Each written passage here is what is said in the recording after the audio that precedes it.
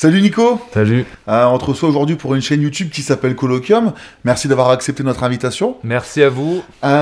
Pour commencer, pourrais-tu te présenter s'il te plaît?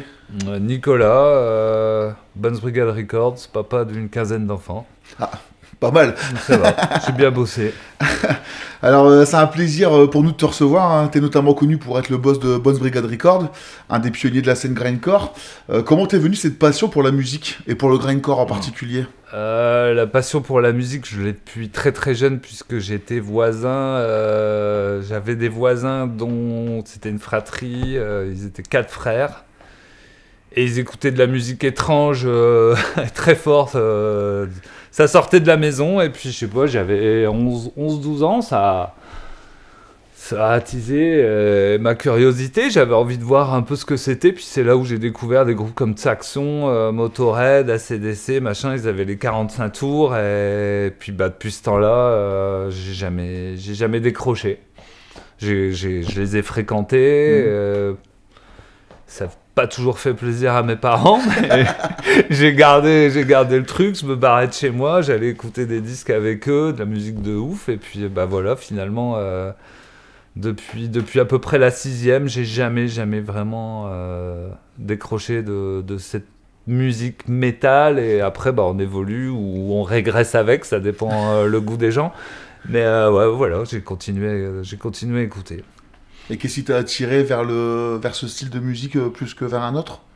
Bon, je sais pas, je pourrais pas dire. C'est le fait que ça soit absolument différent de ce qu'on pouvait entendre ou voir à la radio. Ou si, il y avait une émission que j'écoutais quand j'étais gamin, c'était Wango Tango sur RTL.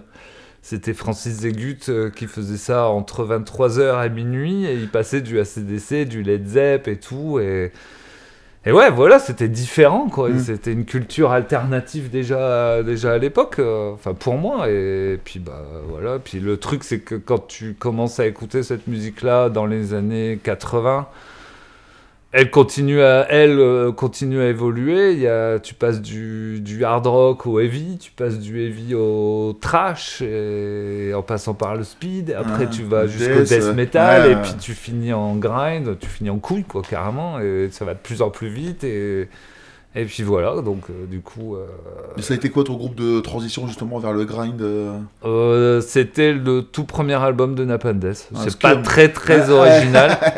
J'aurais pu dire Répulsion, gratter un peu plus, mais non, je vais pas me mentir. C'était Scum. Quand je l'ai acheté, je me souviens, c'était dans un magasin de disques à Nice. J'ai halluciné. Je crois que mes parents ont bien halluciné aussi en disant, lui, ça y est, là, il a vrillé. Le gars, il a vrillé. Ok. À côté de ça, est-ce que tu joues d'un instrument? Est-ce que tu as joué dans un groupe? Absolument pas. Jamais. Non, aucune patience. Patience. Tu me donnes une guitare. Si je suis pas guitare héros dans 10 minutes, c'est mort. Faut que ça aille vite. J'ai pourtant essayé, pas très longtemps, genre 2 jours, mais j'ai essayé la batterie, la guitare, la basse. J'y vois aucun plaisir à jouer de la musique. Je préfère largement l'écouter. C'est cool. Est-ce que tu peux nous parler de la création du label du coup, hein? Quelles étaient tes intentions au départ, de la production, de la distribution, il n'y avait pas vraiment d'attention, c'était juste que je m'étonnais. En fait, je crois que le label, il est plus né d'une frustration où il y avait plein de groupes autour de moi qui étaient très très bons et qui n'avaient pas l'opportunité de sortir un album. C'est-à-dire qu'on recevait des démos, enfin, c'est hallucinant, c'est génial et tout. Enfin, je recevais des démos où j'en avais à droite à gauche que j'achetais parce qu'à cette époque-là, c'était de la correspondance par courrier. Donc, on envoyait de la thune dans un courrier et puis tu recevais la démo et tout. 2 flyers qui voyageaient dans les courriers. Et en fait, voilà, tu te dis, mais comment c'est possible d'être aussi bon, d'en avoir sorti 3 démos qui sont fantastiques et toujours avoir trouvé 0 label qui puisse les soutenir, en fait. Hein. Et puis, voilà, il y a un groupe qui m'a fait craquer à l'époque, et puis j'ai sorti leur premier disque, et puis voilà. Donc, le label, il est né d'une frustration où, limite... mettre au grand jour quelque chose que j'aime bien en disant écoutez ça, il y a quand même Enfin, c'est très bon, mais c'est pas du genre, il y a du potentiel, on peut se faire de la thune, je peux en vendre plein. Ça n'a jamais été... ça n'a jamais été le but. Le but n'étant pas de se faire construire une piscine dans son jardin, mais alors absolument pas. C'est vraiment pour dire, écoute ça. Et voilà, comme de la même manière qu'un mec ferait un fanzine en disant je vais faire la review de cette démo-là ou de cette cassette-là parce que je trouve ça génial et il faut absolument que j'explique ce que j'ai ressenti sur mon fanzine. C'est pareil. Sauf que là, bon, bah, je mettais un côté palpable supplémentaire en sortant des CD, quoi. Et on est en quelle année à ce moment-là ? 98. 98. Et c'est quel groupe qui t'a mis le déclic ? Ah, c'est Last Days of Humanity, c'est la première fois que j'entends ça. Je suis pas étonné, bizarrement. Il jouait super rapide avec une voix ultra gore. Enfin, je veux dire, ça te faisait passer Carcasse. C'est pour de la musique de chambre. Enfin, c'était énorme. C'était limite noise quand même au début, mais t'arrives quand même à percevoir quelque chose, la volonté du groupe. Et quand on a sorti le premier album ensemble... pour moi, c'était une révélation. Et puis, ce qui était drôle, c'est qu'il y a plein de gens qui ont halluciné comme moi et qui m'en prenaient, qui me prenaient des disques dans leur distro. Et puis, ça a traversé les frontières. Donc, c'était génial, quoi. Ouais. Toujours grâce à ce fameux système de flyers, de promo super DIY quand même. Hein. C'était de la promo. On mettait pas des pages de pub dans Hard Rock Magazine à l'époque. Hein. Je l'ai fait plus tard. Mais au tout début, non, ça s'est fait comme ça, tranquille, quoi. Ouais. Ah, trop bien. Apparemment, tu as aussi évolué chez Listenable Records. Tu peux nous parler un peu de cette période ? J'ai évolué bien plus chez Osmose Productions que chez Listenable Records. Tu peux nous parler de ces périodes-là ? Osmose, c'est... Hervé d'Osmose, c'est mon papa spirituel. C'est celui qui m'a tout appris sans m'apprendre quoi que ce soit. C'est-à-dire que il m'a jamais rien caché. À l'époque, je suis sorti de mon service militaire. J'ai été embauché à Osmose, à mi-temps pour commencer. Et on était à 3 dans un bureau qui fait 7 pièces. Il y avait lui qui passait ses journées au téléphone avec les réseaux de distribution. Enfin, il sortait les doigts du cul pour vraiment faire évoluer son label. Il y avait Myriam qui elle, faisait tout ce qui était comptabilité, administratif et tout. Puis il y avait moi, dans un petit côté de la pièce, qui faisait aussi les paquets, qui faisait que les expéditions. Donc j'ai commencé comme ça à Osmose. Et c'est lui qui m'a tout appris sans vraiment m'apprendre. C'est-à-dire que comme on évoluait ensemble à 3 dans la même pièce... j'ai fait l'éponge, quoi. En fait, j'ai appris, j'ai observé, j'ai entendu, j'ai écouté, Après, tu gardes quand même ta personnalité, tu vois. La preuve, c'est que j'ai pas sorti mon premier disque, c'était pas un groupe de black metal, hein, c'était du gore grind. Mais quand même, le fonctionnement est le même, parce que lui, il a toujours fonctionné à la passion. Ses premiers groupes, quand il a signé sa première réalisation qui était Samael, le gars, il allait pas vraiment dans le sens de ce qui s'écoutait le plus à l'époque. Hein. À l'époque, c'était du Obituary, c'était du Cannibal Corpse, c'était du gros Maurice Sound Studio, gros death metal qui tâche. Lui, carrément pas. Lui, il était plutôt dans ses ambiances à lui, Bathory et tout ça, quoi. Et il a gardé sa personnalité, il a réussi à exposer, partager sa passion, et ça a marché. Parce que les gens ils ont bien senti que le gars, il n'était pas là pour se faire de la thune, mais pour partager ce qu'il ressentait, quoi. Et ça a marché. Et du coup, j'ai commencé à Osmose. J'ai travaillé là-bas entre 10 petites années. J'ai fait 9 ans. Quand même, ouais. Ouais. Et puis ensuite, il y a eu des problèmes...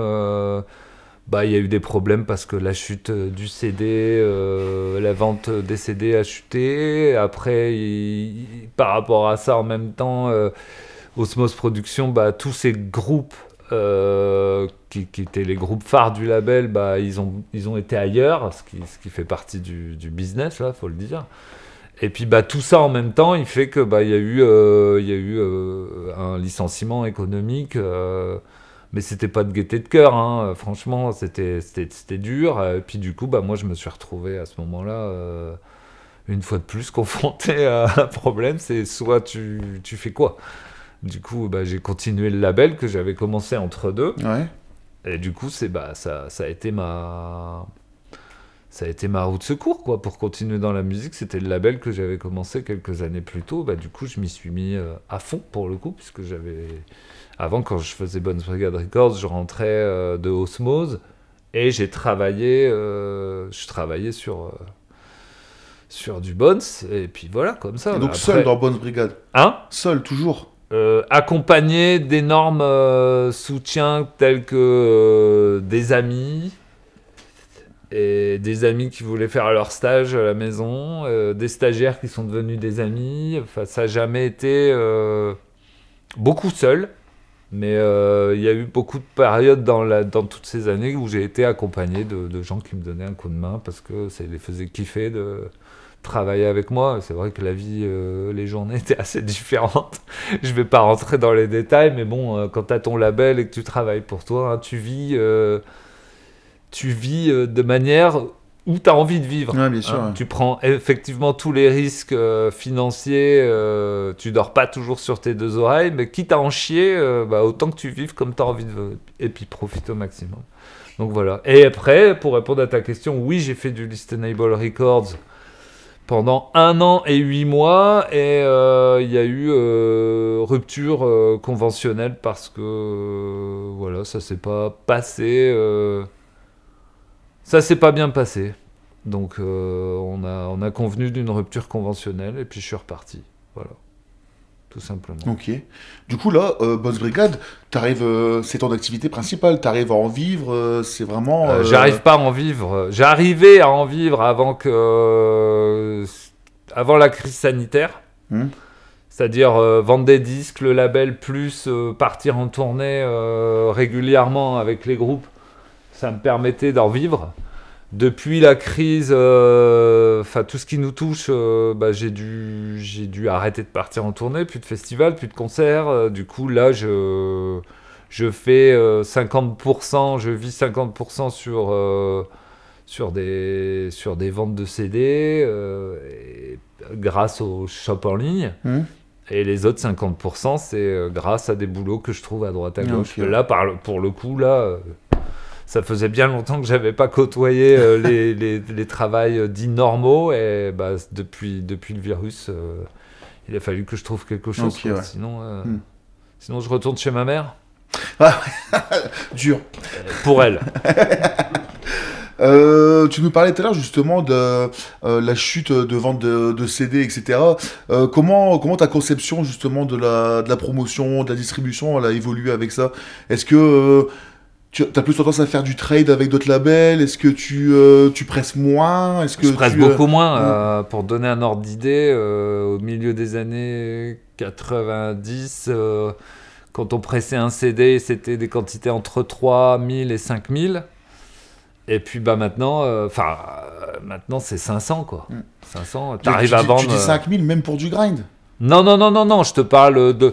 tout confondu, de façon globale, si tu globalises Osmose Productions, Bones Brigade, Listenable Records ou des petits et gros labels en moyenne, les premiers G, il y a eu une époque, c'était 5000 les yeux fermés, ils dispatchaient tout dans tous les pays grâce à leurs distributeurs, et ça passait.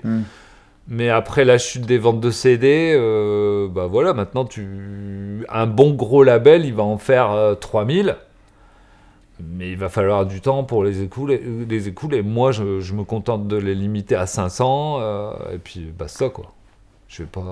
Après, j'ai plus un réseau de distribution comme j'ai. C'est ce que j'allais te demander, justement. Tu vois, t'en es où au niveau de ton réseau de distribution? Moi, c'est simple, hein. C'est la France, un peu le Japon, les États-Unis, et puis Benelux et Angleterre. Après, je cherche plus à avoir une distribution européenne absolue. Je veux dire, si l'espagnol ou l'italien, il veut absolument se procurer un CD, il l'achète en ligne, et puis je me ferai un plaisir de lui envoyer. De lui envoyer. Ah, carrément. C'est ce que je fais maintenant, hein, de toute façon. Est-ce que vraiment des CD de grind au final, ça se vend dans les magasins? Est-ce qu'un CD de grindcore revendiquant plein de choses peut se vendre dans une Fnac à 16,90 €? Je pense pas que tout ça a vraiment du sens. Du coup, non, j'ai lâché l'affaire avec toutes ces grandes idées. Je les ai jamais vraiment eu, les grandes idées. Mais ouais, non, j'ai vite lâché l'affaire. Je préfère garder ce côté un peu artisanal. Carrément, underground. Underground, DIY au maximum. Et puis voilà, quoi. Donc du coup, ça va pas plus loin maintenant. Et du coup, avec Bones, quels sont tes critères de sélection pour signer les groupes? Est-ce que c'est toi qui vas à leur rencontre? Est-ce qu'il y a des groupes qui viennent vers toi? Tu marches au coup de cœur? Le truc, c'est que 100% des groupes qui sont venus vers moi, 100% ça n'a pas fonctionné. Ouais. Non, parce que en fait, c'est très égo trip, hein, mais c'est toujours moi qui vais vers les groupes. En fait, c'est moi qui fais la démarche. Parce que c'est un des luxes que tu as quand tu as un label, c'est qu'on t'impose rien. C'est toi qui choisis. Et les critères, ils sont simples. Le premier, c'est le plus évident. Il faut que la musique soit à mon goût, enfin que j'aime bien. Le deuxième, c'est que sur scène, j'ai pas affaire à des clowns qui font semblant de jouer un rôle et qu'en vérité, on en parlait tout à l'heure, qu'une fois que les rideaux, pour faire une image, ils sont fermés, tu te retrouves avec des trous du cul qui pensent absolument pas ce qu'ils disent ou ce qu'ils revendiquent. Et puis le troisième, là c'est très égoïste, il faut que je m'entende super bien avec eux. Ouais, humainement parlant, ouais. Ah ouais. Alors que ça peut être des connards ou... Mais s'ils me font rire, les comportements en tournée, s'ils me font marrer, si c'est... Il n'y a pas vraiment de recette dans je m'entends avec eux. C'est une question de ressenti en fait. Ok, ouais. Et si tu te sens à l'aise avec eux en tournée et que tu te marres à leurs conneries et qu'ils se marrent aux tiennes, tu te dis c'est gagné, j'adore ce qu'ils font sur scène, j'adore ce qu'ils font, j'adore qui ils sont. Là c'est les trois critères. S'il y en a un des trois qui... Non, c'est pas la peine. Ok, ouais. On n'arrivera pas à vivre ensemble le projet Faut qu'on regarde dans la même direction. Justement, une fois que t'as eu un coup de cœur ou tu t'es rendu compte que ça passait bien avec le groupe, qu'est-ce que tu proposes toi en tant que label? Du coup, quel genre de deal tu proposes? Quel genre d'accompagnement? C'est simple, hein, ils peuvent compter sur moi en tournée, autant de fois qu'ils en ont envie. Je peux les aider, je les soutiens sur certaines dates, trouver des dates, les mettre en contact avec des agences de booking avec qui je suis bien, sortir leur CD, faire la promo, en fait les soutenir au maximum, quel que soit l'angle qui ont besoin, quoi. S'ils disent ouais mais on est nul en communication, je bouge pas, je vais communiquer pour toi. On est nul en tournée, on n'a pas de contact, mais on voudrait partir 3 semaines par an. Je fais, bouge pas, ça par contre, je vais m'en occuper, mais c'est trop bien, quoi.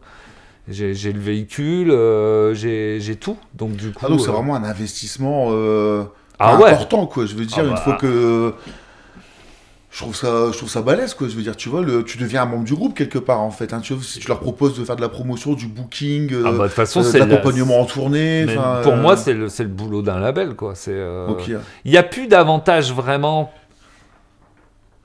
pour un groupe d'avoir un label en tant que tel. C'est-à-dire que si le mec, il communique correctement, si il met son Bandcamp ou je ne sais quel site, ses pages, tout ça, il peut vivre, hein. Franchement, il a plus besoin de label pour vivre. Si sa renommée est bonne, tiens, on parlait tout à l'heure de Magruder Grind, et tu penses vraiment qu'un groupe comme Magruder Grind, avec toute la notoriété qu'ils ont réussi à avoir dans le monde grind, en peu de temps, ils ont plus besoin de label. Ils peuvent très bien ouvrir leur shop en ligne en disant voilà, on a sorti notre nouvel album.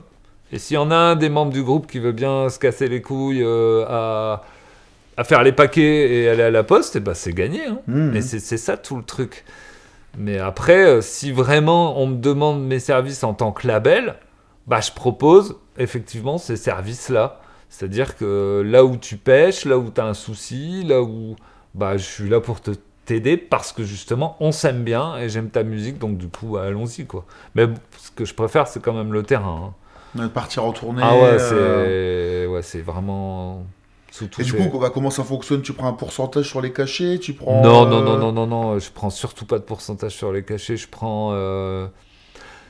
Il n'y a pas non plus, une fois de plus, de cahier des charges par rapport à ça, c'est-à-dire qu'un groupe comme Brutal Truth, ça les fait chier de vendre leurs t-shirts, et ils vont me demander de le faire. Là, ils vont me donner automatiquement. Mais limite, il y a des groupes avec qui tu t'entends tellement bien que tu n'as même pas besoin de discuter du deal. Je sais très bien que le chanteur de Brutal Truth, en fin de tournée, va me donner 10% de toutes ses ventes de t-shirts parce que je les ai vendus à leur place, parce qu'eux, ils ont d'autres occupations, puis que ça les fait chier.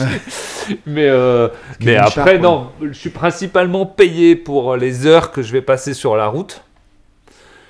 Après, tu as des groupes qui veulent te payer parce que ça leur pète les couilles de communiquer avec les gens de la salle pour savoir l'heure à laquelle on mange, où se trouve l'hôtel, etc. Donc, ils veulent pas te perdre de temps avec ça. Donc, du coup, ils te demandent de le faire. À partir de ce moment-là, ça s'appelle du management. C'est pas dur, hein, du management. Il y a plein de gens qui se la racontent. C'est du relationnel, quoi, de la communication. C'est juste récolter toutes les informations d'une salle, les transmettre au groupe. Le groupe, il a des trucs, des demandes ou quoi que ce soit. Tu les transmets au responsable de la salle ou l'organisateur du concert. C'est tout. Et là-dessus, tu as un petit cachet.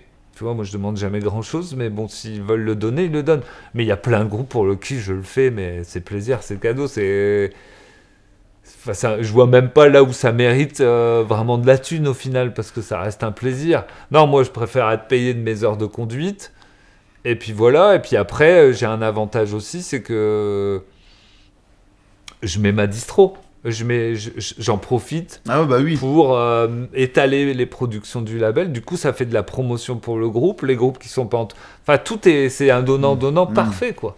Et du coup, là où je gagne ma vie sur les tournées, moi, c'est pour la chauffe. Ça, c'est sûr. Et la location du camion, quand c'est le mien, etc. C'est tout. Ok, ouais. Du coup, tu me disais que tu es parti énormément en tournée, enfin, que tu aimais ça. Tu as sorti énormément de productions qui sont devenues cultes, en fait. Hein. On n'en a pas encore parlé, on aura l'occasion tout à l'heure. Beaucoup de groupes que tu as sortis, que moi j'ai découvert très jeune, parce que ça fait longtemps que je connais le label aussi. Est-ce que tu as des souvenirs marquants, des groupes qui t'ont marqué plus que d'autres, ou des anecdotes de tournée, quoi, ça, j'en ai... oui, est-ce que tu peux nous faire une petite... On pourrait passer la nuit. Non, ça vient... on peut pas... L'anecdote, elle pourra venir... en parlant, mais je pense pas que comme ça, brûle pour point. Tu me disais déjà la frustration par rapport à la tournée de Wamrod qui a été annulée à cause de la crise sanitaire. Par exemple, on devait partir 2 mois, quoi. 2 mois non-stop.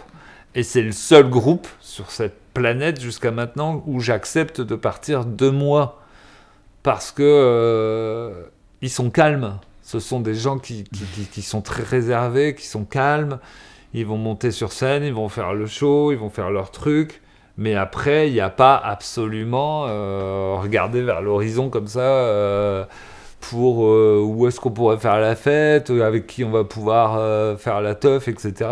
Non, eux, on range le matos, on monte dans le camion, on va à l'hôtel, ou on dort chez l'habitant, ça dépend des conditions, et basta. 2 mois comme ça, possible. 2 mois avec un groupe qui veut absolument avoir son after party et finir en vomissant au coin de la rue. Je veux bien le faire pendant 2 jours, 15 jours même, mais pas plus. C'est impossible. Tu peux pas tenir physiquement 2 mois en faisant la teuf tous les soirs. Donc normalement je dis non. Mais là, oui, avec Wamrot, connaissant les gens réservés et calmes qu'ils sont, j'ai accepté. Donc tu les as déjà accompagnés, en fait. J'ai déjà fait 3 tournées avec eux. Ouais. T'as accompagné, tu me disais, Magrou, Total Fucking Destruction. J'ai fait 5-6 tournées avec Magrou Underground, j'en ai fait avec Cockbust, 2-3, Brutal Truth, Joe Pexy, Jesus Crust, enfin énormément. Il y a beaucoup de groupes avec qui j'ai Primitive Man, Kill the Client. Enfin, ça va me revenir, mais il y en a pas mal. Ouais. Mais c'est énorme, quoi. Je veux dire, franchement, au niveau de l'expérience et puis de. des connaissances que tu t'es faites, c'est impressionnant, quoi. Je veux dire. Ah ouais, ça m'a valu des bons moments, ça c'est clair. Et puis il y a des gens qui sont devenus des amis, quoi, des vrais amis. C'est un peu les bases du mouvement grindcore, c'est ce qu'on en reparlera, quoi. Mais, ouais, carrément. Et qu'est-ce que ça te fait de te dire, quand tu repenses à toi que t'étais gamin, à écouter tes premiers trucs de bourrin et de dire que maintenant tu connais des mecs qui sont issus de la scène mondiale. Le premier truc qui m'a choqué, et je m'en suis rendu compte, c'était... après, ça me l'a pas refait, parce que je suis pas trop dans cette ambiance-là, mais... J'écoutais quand j'étais gamin, c'était Nuclear Assault. Et là, c'était l'époque trash. Trash, bah ouais. Et il y a Dan Licker quand même derrière. Ouais. Tu vois. Et quand tu vois Dan Licker monter dans ton van pour la première fois pour partir en tournée avec Brutal Truth, tu fais ouais, là, il s'est passé des trucs. Ouais. Et ça, c'est génial. Après, je suis pas quelqu'un qui. Un fanboy ou. Je suis pas dans. Je suis pas dans le monde idole, quoi, mais ouais, c'était drôle de constater que quand t'es dans ta chambre en train de regarder l'album Game Over de Nuclear Assault, puis tu vois sa grande tête, puis après tu le vois plus tard dans des groupes comme Brutal Truth ou SOD, enfin le gars il joue partout, quoi, tu vois, c'est un fou, quoi. Et puis après, tu le vois monter dans ton van. Là, il y a même un moment où tu as peur en te disant je vais peut-être être déçu. Tu sais, le château de cartes qui ouais, c'est ça, bah ouais. T'es là, ouais. Et au final, non. Mais non, avec lui, ça l'a fait. Il y a des groupes avec qui j'étais extrêmement déçu. Il y a même des groupes, quand je suis rentré de tournée, j'ai revendu tout de suite leur album tellement ils m'ont... Ah ouais. Mais puis il y a des groupes, non, ils sont montés en puissance, quoi. Tu vas en parler des groupes qui t'ont déçu ? Ouais, non, pas vraiment. Après, je suis pas pour pratiquer la langue de bois ou quoi que ce soit, mais après, c'est pas des groupes super importants, hein. Il y a des groupes que tu collectionnes tous leurs 45 tours ou leurs 7 inch et tu les écoutes, tu fais putain, ouais, trop bien, et tu pars en tournée avec eux, puis au final, tu te dis, ah merde, c'est vraiment des grosses têtes de con. Mais ouais, il y a des noms, mais j'ai pas trop envie de... Puis au final, est-ce qu'ils valent vraiment le coup de les citer ? Je pense que la publicité, je préfère parler du positif que du négatif. Carrément. C'est clair. Eh bien, trop bien. C'est ce que je disais tout à l'heure, il y a beaucoup d'albums sortis chez Bones Brigade qui sont devenus cultes avec le temps. Est-ce qu'il y en a qui t'ont marqué plus que d'autres ? Ouais, toutes les prods, ils ont leur petit pourcentage d'aventure, de problèmes et de réjouissance à la sortie. Ils ont tous une empreinte. Quelque chose qui fait qu'il y a toujours une anecdote sur chaque prod. Quoi. Mais non, il n'y en a pas qui m'ont marqué plus que d'autres. Pas plus que ça, non. Non, par contre, il y a des artistes, pas les prods, mais les artistes qui ont chacun leur... les groupes qui ont chacun leur particularité, comme travailler sur Total Fucking Destruction avec Rich Hawk. Lui, il m'a apporté énormément en matière de travail. C'est-à-dire que c'est un mec, comme il est de l'autre côté de l'Atlantique, il communique la nuit. Et du coup, ça m'a forcé à travailler aussi en nocturne. Et comme c'est quelqu'un qui est fou dans sa tête et qui a 10 000 idées à la seconde, il t'envoie un email toutes les 5 minutes en te donnant des idées. Oui, en direct, le mec. Alors du coup, c'est la folie, quoi. Ouais. Il est hyper productif en idées. Enfin, c'est assez fou. Et du coup, tu fais le tri. Tu travailles, tu fais le tri des idées que tu vas abandonner, les idées qui sont bonnes sur lesquelles tu vas travailler, puis les idées qui sont bonnes et qui marchent tout de suite. Et du coup, ça te permet de... Il m'a appris à travailler beaucoup plus vite, en fait. Dans des conditions de fou. Donc du coup, lui, il m'a appris beaucoup. Sur Total Fucking Destruction, j'avoue qu'il m'a donné un côté que j'ignorais complètement. Le côté pro hyperactif. Et ça, c'est génial. Quand tu arrives à t'habituer à ça, tu te dis... pourtant, je suis assez nerveux d'origine, mais alors lui, il m'a battu, quoi. Puis après, t'as des groupes qui qui travaillent de façon différente, sur la longueur, qui se prennent la tête sur les couleurs d'une pochette, qui sont absolument pas mes trucs. Je préfère quand ça rentre dedans, quoi. Mais, Et t'es déjà intervenu là-dedans, par exemple, dans des choix de production par rapport à un album? Ça m'est peut-être arrivé, mais franchement, 2 ou 3 fois, et encore en marchant sur des œufs, parce qu'il y avait des trucs qui me gênaient peut-être vraiment. Mais généralement, j'interviens à 99,9%, j'interviens jamais sur le choix des groupes. Par contre, si c'est vraiment dégueulasse, et là je dis stop, quoi. Ouais. Et là je vais intervenir, mais j'ai jamais été confronté trop à ce problème. Est-ce qu'il y a des groupes que tu aurais aimé avoir signés, que t'as pas pu ou que ça n'a pas fonctionné? Ouais, j'aurais adoré faire des albums avec Coffins, par exemple. Mais j'ai quand même fait un mini CD de reprise. J'aurais adoré faire un vrai album avec Magruder Grind, mais je me suis consolé avec un split et un 10 pouces. Lequel, le split avec Shitstorm? Sylvester Stallone. Un petit un 7-inch, un split. Après, il y a généralement, en fait, ce genre de problème auquel je suis confronté, du genre, j'aimerais trop, mais c'est pas possible. Je le jette vite fait dans la poubelle de mon cerveau pour éviter de trop... ruminer là-dessus. Puis je passe à autre chose, en fait. Il y a des groupes que t'as sorti, dont tu as sorti le premier album avec Bones qui ont pris beaucoup d'ampleur. Je pense à Hogman Chair, je pense à Blockheads qui ont signé chez Relapse Records. Est-ce que tu gardes contact avec ces groupes? Hogman Chair, ouais, carrément. On communique 1 à 2 fois par mois. Mehdi le batteur et Julien le guitariste, c'est des amis. Mehdi, je corresponds beaucoup avec Mehdi parce qu'on a encore même des trucs en commun. On a encore des trucs en commun malgré le fait qu'ils sont partis. Blockheads, plus du tout. En même temps, est-ce vraiment une surprise puisque eux ne communiquent pratiquement pas non plus avec le monde du grind. Ils jouent jamais. Donc non. Pas Blockheads du tout. Par contre, Hogman Chair, ça reste quand même des potes. Avant que ça soit Hogman Chair, ça a quand même été des S La Guerilla qui venaient jouer dans le Nord, qui venaient jouer organisés par mes potes Dolno Emery. Ça y est, j'ai retrouvé le nom. Et donc du coup, voilà, c'est tout un crew du 5-9 qui organise des concerts. Et c'est S La Guerilla, je les ai découverts là, quoi. Donc du coup, c'est des amis avant qu'ils fassent Hogman Chair et avant que je fasse le premier split CD avec Hogman Chair et Highbone. Donc du coup, je garde encore contact avec ces gens-là. Et ça me ferait chier de pas plus avoir de contact avec Hogman Chair. Parce que c'est des mecs super cool.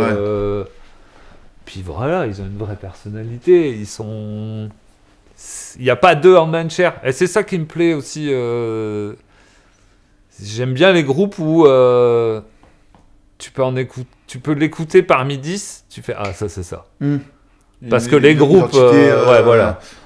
Moi ce qui me saoule aussi dans le grind, ça doit être le cas dans d'autres styles musicaux, mais je suis pas assez branché dans les autres pour savoir, mais j'aime pas écouter un groupe qui joue du Nasum.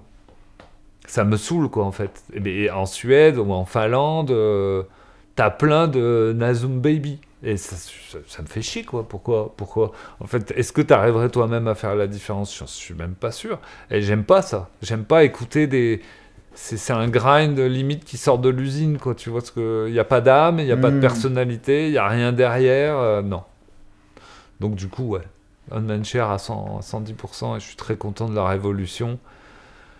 Et de là où ils sont arrivés actuellement, franchement, moi ça me fait super plaisir que, de toute façon, je leur avais déjà dit dès le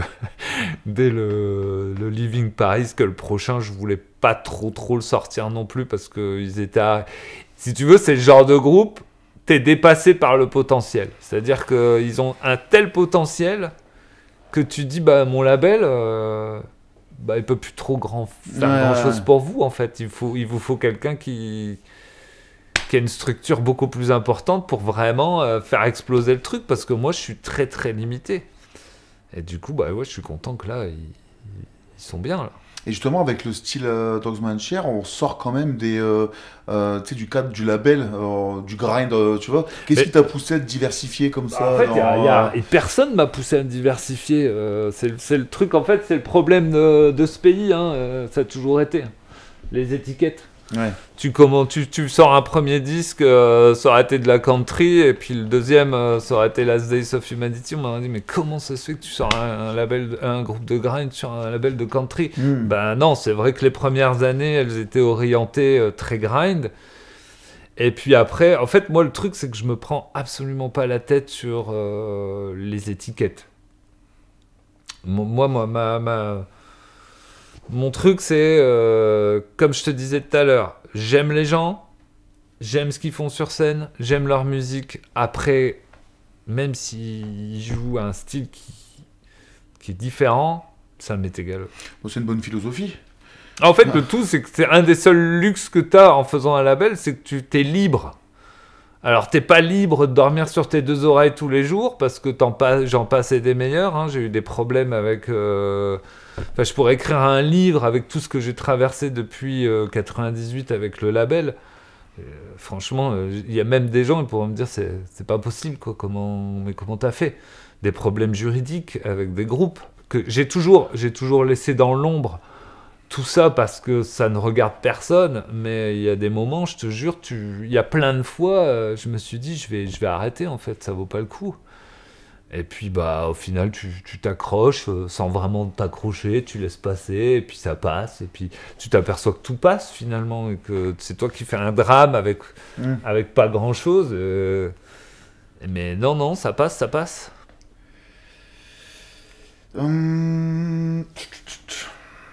Oui. Le label, donc ton label a produit autant de groupes gore que de groupes politisés. As-tu une préférence vers un des deux courants? Pas du tout.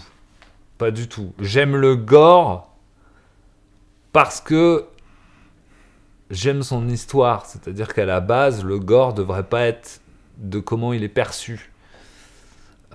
Je vais pas jouer mon relou et faire un cours d'histoire, mais Carcass, quand ils ont sorti leur premier album, en fait, les mecs de Carcass sont tous végétariens ou véganes.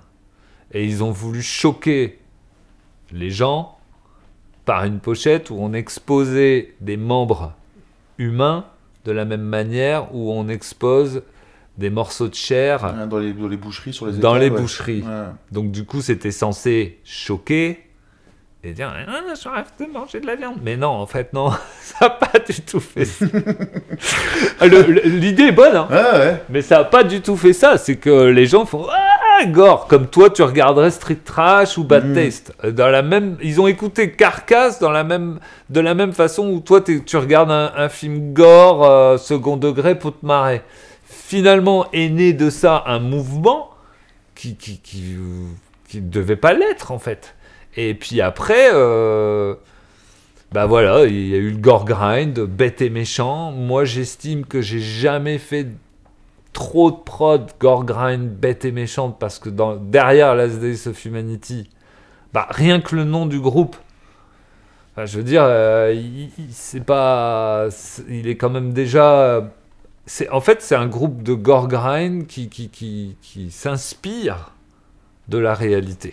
C'est-à-dire qu'à aucun moment, ils ont été inventés une image. Ils se sont contentés, et toutes les photos qu'il y a sur tous les albums, enfin maintenant je ne sais plus où ils en sont, parce qu'on a un peu lâché l'affaire, mais là où on s'est arrêté à Putréfaction in Progress, jusqu'à ce moment-là, toutes les photos, c'était pas de la fiction. C'était pas gore pour être gore. Non, c'était gore parce que c'est la société dans laquelle on vit. On a récolté on a ramassé des photos qui venaient du Brésil, d'Argentine, enfin des exécutions de malades, enfin des trucs qui sont vrais. Ça n'a pas été inventé. Donc dans ce cas-là, pour moi, ça n'a jamais été un groupe de gore grind stupide. Après, j'ai sorti Gronibar. Là, c'était pas la même dimension. Là, c'était plus sous l'humour. Avec aussi un côté amusant parce qu'il jouait une carte qui n'avait pas encore été joué. C'est-à-dire que dans le monde du gore grind, il y avait beaucoup de sexisme. Et ça m'a jamais trop plu. Et avec Gronibar, on s'est super bien marré parce que eux, justement, ils mettaient en avant un côté un peu homo, ils mettaient l'homosexualité en avant, ils mettaient bien sur scène en avant que les filles, non, ça les intéressait pas, mais à chaque fois qu'il y avait un mec qui montait sur scène pour faire un slam ou un stage diving, ils commençaient à se rapprocher et tout. Et j'ai trouvé qu'ils allaient, même dans un moment alternatif, ils allaient quand même au contre-courant de ce qui existait déjà dans la scène gore grind. Et moi, ça m'a toujours beaucoup amusé. Et c'est des mecs super drôles. Et jamais chez eux, j'ai senti des choses qui étaient politiquement incorrectes à mes yeux. Après, voilà, je me fais peut-être l'avocat du diable, mais je n'ai jamais ressenti de mauvaises vibrations auprès des mecs de Gronibar. C'est plutôt eux qui en ont reçu avec moi quand on partait en tournée, que j'étais tout chafouin le matin au réveil et que j'étais pas très de bonne humeur avant de réattaquer la route. Enfin voilà quoi. Mais sinon, non.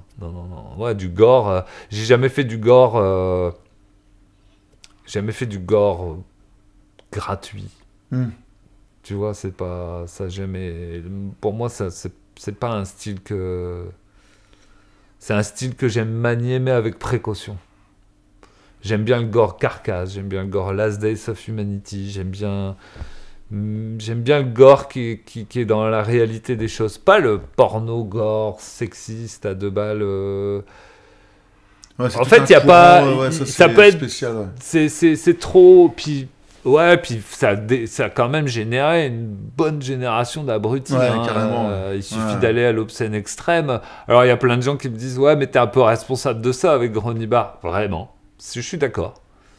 Mais Gronibar, même eux, se sont laissés... On s'est fait dépasser par les événements. Quand l'album il est sorti et qu'on a vu l'ampleur que ça prenait, forcément, quand tu choisis pas toujours les fans, il y a un moment, tu te dis « Ouh !» Là, ça va vraiment trop loin. Je pense que n'importe quel artiste voudrait se passer de certains fans trop envahissants où le gars, il n'a pas compris le délire et qu'il a pris vraiment ça au premier degré. Oh la vache, ça c'est dur. Tu m'étonnes. Avec Gronibar, en même temps, on s'est retrouvé dans des situations, c'est oula, putain, mais on se barre quoi, en fait. Ah ouais. Tu parlais de Last Day, justement, il y a une chose qui a été, qu'on a remarqué, c'est que t'as ressorti l'album Hymns of Indigestible Suppuration, car il était devenu introuvable et ça revendait à des prix excessifs sur Discogs. Ouais, j'aime bien casser les cotes. J'ai refait pareil il y a un mois avec In Advanced. Est-ce que c'est du coup c'est un choix, c'est ce qu'on se demandait, carrément. De proposer les tarifs les plus bas possibles, parce que toi-même les tarifs sur Bones Brigade ils sont pas excessifs, tu vois, ça dépasse pas 10-12 euros pour un LP et puis ça dépasse rarement 20 euros quoi. Donc comment tu fais pas de marge? Comment tu... Si, je fais de la marge. C'est parce qu'il y a des gens qui aiment bien se faire beaucoup de marge, mais moi, ça me suffit largement. C'est qu'il y a des gens, ils adorent tirer sur la ficelle et puis ils sont gourmands. De toute façon, c'est pas à toi que je vais apprendre que la société est gourmande. Sinon, il n'y aurait pas 5 personnes dans ce monde qui détiennent toutes les richesses de la planète. On va pas citer de nom non plus, je pense qu'on les connaît tous. Mais non, si, je fais de la marge suffisante pour payer mon paquet de pâtes, pour payer les impératifs, pour vivre correctement. Par contre, si tu peux toujours vendre plus cher, tu fais plus de marge, et puis là, tu peux te payer une bagnole pour faire le kéké, tu peux... tu vois, moi, du moment... Moi, ce que je veux, c'est pouvoir payer mes factures et pas qu'on me pète les couilles. Voilà, tout ce que je veux, c'est être cool. Et je cherche pas du tout à... J'ai pas d'objectif richesse, j'ai pas d'objectif... Moi, ce que je veux, c'est être en pleine santé et puis continuer à avoir la force et l'énergie au maximum pour refaire le con sur la route avec mes groupes et continuer à faire de la musique. Donc non, un CD dépasse rarement 9,90 €. Parce que, putain, 12 balles, vraiment. 16 balles pour un CD. Il sort d'usine à 80 centimes. le plus cher va valoir 1,10 €. Hein. Il y a un moment, il faut peut-être arrêter les conneries, quoi. On fabrique des CD comme des boîtes de conserve, quoi. Ça sort à moins d'1 €, quoi, d'une usine. Et ça se retrouve... Alors, effectivement, tout le monde prend sa petite marge. Il est normal qu'il se retrouve à 16,90 € en Fnac ou ailleurs. Mais il n'est pas normal qu'il se retrouve à 16,90 € sur un site, ou 12, ou même 15 € ou 16 €. Ou dans un bac. Dans un site en ligne qui se dit alternatif, underground ou quoi que ce soit. Non, là, il y en a un qui se fout de ta gueule au passage, quoi, ça c'est sûr. Et du coup, tu as réussi à casser la cote montante mais grave, parce que le truc, en fait, la solution pour casser le truc, c'est qu'il faut que tu le represses exactement de la même manière où il a été repressé à l'époque. Si tu changes, si ce n'est qu'une couleur ou n'importe quoi sur le design, au final, t'as le geek collectionneur de base qui va dire « Ouais, mais là, il n'y avait pas ça à l'époque. » Et du coup, ça fait que mon CD garde la même valeur. Ben non, là, manque de peau, j'ai tout fait pareil. J'ai fait un copier-coller de comment il était à l'époque.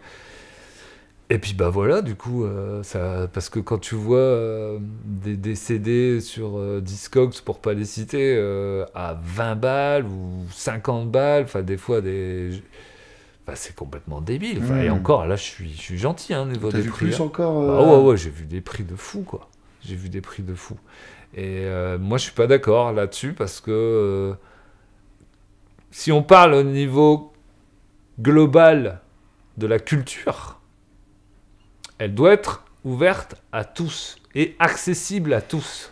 Comment veux-tu qu'un gamin, nos gosses, puissent changer le cours de leur vie ou évoluer si la clé de leur évolution culturellement possible, elle est inaccessible? Je suis désolé. Moi, je suis désolé. C'est là où... Pourtant, je suis pas un relou anarchie, Black Blocs ou quoi que ce soit. Même si je partage beaucoup de leurs idées, je suis pas en boucle. Mais là où vraiment je partage les choses avec les mouvements anarchiques, c'est que la culture doit être ouverte à tous. Et on a encore les vestiges de ce mouvement qui a quand même fait parler de lui. C'est les médiathèques. Les médiathèques dans nos villages et dans nos villes, ça vient de ce mouvement. Où tu vas dans une médiathèque, tu rentres, tu as une carte à remplir à la con, et hop, tu te sers, et tu lis, tu rends. Tu n'as pas besoin d'avoir de thunes, tu n'as pas besoin d'être riche pour avoir accès à tout ce panel d'influence. Et c'est pour ça que je ne suis pas d'accord, et c'est pour ça que je me suis dit, si le mec il veut vraiment se payer l'original de cet album de Last Days of Humanity, il va repouvoir. Parce qu'il est hors de question qu'on puisse se le choper à plus de 20-30 balles. Enfin, je veux dire, ça reste un morceau de plastique, il faut peut-être pas l'oublier. Donc du coup, la base de tout, en fait, c'est que ça reste accessible. Qu'on puisse s'éclater sans se vider les poches ou se ruiner, c'est surtout important. Et t'es toi-même collectionneur ou pas? Ouais. Après, je fais des fixettes. Hein. Je fais une fixette sur Agoraphobic Nosebleed, je fais une fixette sur Brutal Truth. Je collectionne de façon dans le sens général du terme, mais par contre, je peux me transformer en geek sur certains groupes. Okay. Coffins, je suis complètement geek, par exemple. J'ai 3 ou 4 fois le même album.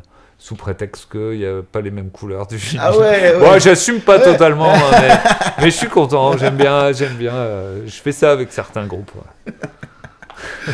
Et t'en parlais vite fait tout à l'heure, mais ça aurait été cool que tu développes. Est-ce que tu t'es déjà retrouvé devant un groupe qui pour toi allait trop loin en termes d'imagerie, de concept ou de texte? Trop loin. Trop loin, enfin selon toi, quoi, tu vois. Non. Bon, après, je vois pas trop. En gros, t'as pas de limite. T'as pas de limite dans la manière. Si, j'ai des limites dans. Enfin, mes limites, ça serait que le groupe. Après, je vois pas pourquoi je serais en relation avec ce groupe. Si un groupe a les mauvaises idées par rapport à ma conviction personnelle, non, bah là, je le calcule même pas, mais je pense que j'ai jamais eu. Ça m'est arrivé récemment, il y a 3 mois. Je voulais faire un groupe de gore grind, tiens. Je dis, tiens, il y a ce groupe-là de gore grind qui est vraiment pas mal. Ils apportent quelque chose, ça ressemble à des vieux trucs des années 90. Et puis, il s'est avéré qu'en me baladant de façon totalement par hasard sur Facebook, je tombe sur un de ses commentaires qui était franchement homophobe. Mais alors, attention, hein, c'était pas subtil le truc. Hein. Et puis bah voilà, j'ai failli me tromper. Ouais. Et j'en ai même parlé à une proche. Et ça m'a choqué parce que je me suis dit putain, je suis passé à côté là. Comme quoi, des fois en vieillissant, tu dis, t'es moins vigilant, ouais. Ta musique déchire. Il y a absolument rien qui laisse passer quoi que ce soit. Mais le malheureux commentaire homophobe avec un de ses potes sur Facebook, je dis attends non. Et du coup, j'ai laissé un commentaire à mon tour, genre point d'interrogation, et j'ai vu sa réaction tout de suite. Il m'a écrit un message perso en disant j'espère que ça ne va pas altérer notre relation, nanani, nanana. Mais je suis bah si mon pote, c'est fini. Aïe. Et encore, il disait qu'il était en train de plaisanter, mais ouais, non. Ça n'a pas marché. Ok, ouais. Donc du coup, oui, effectivement, pour répondre à ta question, c'est ça mes limites. C'est normal, ouais. Après, Bones, je pense que ça va pas cacher. Ça va plus du côté gauche de la force qu'autre chose. Hein. Ouais. Il va pas se la raconter. Genre, subtil. Je sais pas, peut-être un peu du centre. Non, pas du tout, non. Ça va direct. Là, je me pose même pas de questions, quoi. Là, ça sera une étiquette, par contre. Je la veux bien, celle-là. Sans forcément être en boucle en train de la revendiquer. Hein. Okay. Je veux pas être relou non plus. Hein. C'est le gars Vinesse. Ouais, tu comprends? Non, ça, je fais pas. Non, c'est cool. Et on aurait aimé aussi savoir ce que tu pensais de la scène grind locale. Tu sais, t'es sur la région lilloise. Y a pas mal je la fréquente pas, en fait. Je suis désolé, mais j'ai jamais... Alors, déjà, à la base, moi, les groupes français, j'ai un peu de mal. J'ai un peu de mal parce que je comprends ce qu'ils disent et des fois ça me saoule et puis je suis un peu relou quand même à ce niveau-là, il faut l'admettre que je suis un peu ouais, je titille beaucoup quoi. Je titille beaucoup, je suis pointilleux sur certains trucs. Non, alors là local encore moins. Franchement, c'est pas que je m'y intéresse pas, c'est que... Au niveau national, au niveau... Au niveau national, tu sais, il reste plus grand-chose. Hein. Là, en ce moment, dans les groupes de grind qui percent en France, t'as Wars Nation, Warfuck, t'as Chien, évidemment, puis après... Enfin, pour moi, c'est ceux qui se font le plus, qui remontent un peu à la surface, tu vois, qui se font plus ou moins remarquer en ce moment. Alors, est-ce que c'est parce que je suis borné sur ces trois-là, ou est-ce que parce que je m'amuse pas à écouter autre chose? Mais tu connais c'est forcément possible, hein? Unsu. Ouais, en dessous, je les connais. Je connais leur musique, je connais leur... je connais Nico qui a sorti leur album. Je connais, mais je suis pas... Enfin, tu vois, par exemple, en dessous, c'est un grind que j'écoute, mais ça va pas durer plus de 10 minutes. Pourquoi? Parce que je trouve que c'est trop influencé par ce que j'ai déjà écouté des centaines de fois. Alors, ils font ce qu'ils veulent, ils kiffent leur musique, c'est génial. Et je suis pas là pour les juger, ni les critiquer de façon ultra négative, puisque ça mène à rien. Mais par contre, tu vois, si je rejette leur musique sur moi, bah ça me touche pas parce que... Alors après, ils peuvent me dire, ouais, mais tu vois, tel groupe que tu as produit, il ressemble à tel groupe. Effectivement, c'est possible, hein, il n'y a pas un groupe qui peut se vanter d'avoir inventé quelque chose. Mais là, en dessous, pour moi, c'est comme écouter la version française de Nazoom. C'est un grind qui me procure plus rien, vraiment, en fait. J'arrive pas à ressentir la colère. J'aime bien quand c'est brut, quoi. J'aime bien quand on parlait tout à l'heure de Magruder Grind, et je pense que tu as ressenti la même chose que moi quand tu voyais Avi sur scène. Il y a un moment, tu te dis, il y a quelque chose qui se passe là, ça bouge. Oh, ça a été une grosse claque pour beaucoup de monde. Hein, c'est pas juste, nous, on a un groupe de grind, on joue rapide, attention, ça va gueuler. Non. Le gars est en colère.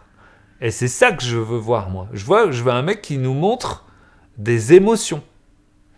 Et le grind, quand ça se joue sur scène, c'est pas on est juste là pour jouer rapide et gueuler dans un micro et c'est drôle. Non, c'est moi, tu montes sur scène, tu me fais voir pourquoi tu es en colère. Je veux te voir en colère, je veux qu'il se dégage quelque chose.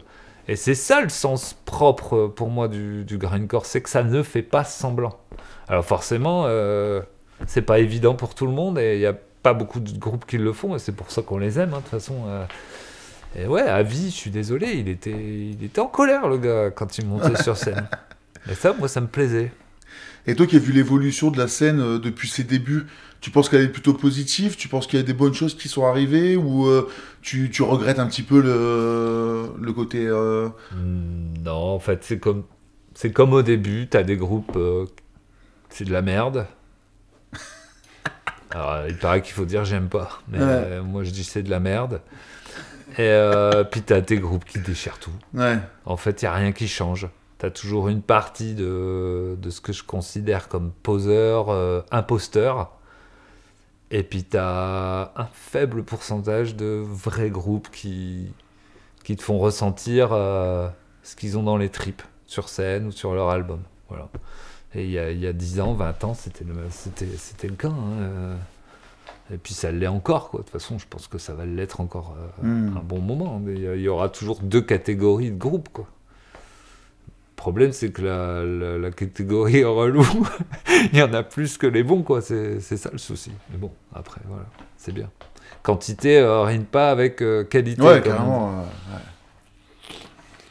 Mais il y a pas mal de labels DIY indépendants, quoi, tu vois, qui ont développé un peu des réseaux comme ça de booking, de distribution, tu vois, des petits trucs, des petites... je parle au niveau national, hein, moi je vois un petit peu à ce niveau-là et je trouve ça positif, quoi, tu vois. Et je parle autant pour le grindcore que, tu sais, pour le punk hardcore, etc., la power violence, je trouve que ça s'est beaucoup développé et il y a une sorte encore de solidarité en fait dans les échanges et dans les organisations de concerts qui sont... ouais, de toute façon c'est la base qu'il faut dans ce style-là, c'est la solidarité, c'est l'entraide. Ouais, c'est ça, ouais, c'est ça. Ouais. Et puis heureusement qu'il y a tous ces petits organismes et tous ces labels et toutes ces choses qui font encore qu'on a un véritable vivier, quoi. Et ça fera partager des super bons moments, même un concert où il y a 15 personnes, ou 20. Enfin, je veux dire, le principal, c'est qu'il y a encore ça, et quand tu puisses découvrir des groupes qui prennent tous les risques, qui viennent de je ne sais quel pays, qui arrivent en Europe, et puis et puis heureusement qu'il y en aura toujours un pour lever le doigt en disant « Ah, moi je peux me démerder, et puis j'ai une telle personne qui pourra faire la bouffe, et puis j'ai un tel qui pourra... héberger. » Ouais, mais carrément, mais ça, mais pour moi, c'est... Et pour moi, c'est les meilleurs moments. Ouais, de toute façon, en tournée, quand tu dors chez l'habitant, je préfère largement dormir par terre chez l'habitant que dormir dans un hôtel où tu es obligé de te lever à 11h, il n'y a pas d'âme, tu vas prendre un petit déj, ok, c'est cool, mais... Quand tu te lèves le matin chez le mec qui s'est investi à fond et qui te fait ton petit déj et que tu te lèves à l'heure que tu veux, tu décolles à l'heure que tu veux, il n'y a pas de pression. Enfin, non, je préfère largement ce genre de choses-là. Il y a plus d'âme en fait. C'est moins synthétique. Ouais, carrément, ouais. T'es avec un acteur justement du concert où tu as joué, où tu as participé. Enfin voilà, tu crées du lien. C'est comme ça. Tu crées des anecdotes de fou, quoi. On est d'accord. Il n'y a pas d'anecdotes dans les hôtels.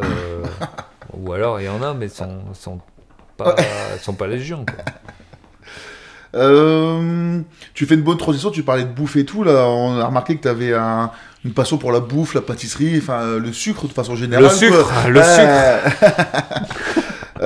Du coup, tu cuisines, t'aimes ça, quoi? Bah ouais, j'adore. Enfin, c'est mon premier métier à la base. Donc j'ai fait 1 an de service en salle, j'ai fait 3 ans de cuisine, et puis ça m'a très vite saoulé de travailler dans les restaurants. Et puis en fait, le côté